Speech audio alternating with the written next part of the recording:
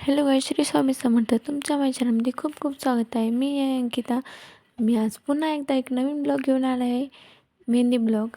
आणि हा दिवाळीच एकदम स्पेशल मेहंदी ब्लॉग आहे. दिवाळीसाठी खास ब्लॉग बनवला आहे मी. आणि ह्याच्यात तुम्हाला सॉरी हा थोडा लेट येतो आहे, पण हा एकदम मस्त मेहंदी डिझाईन आहे.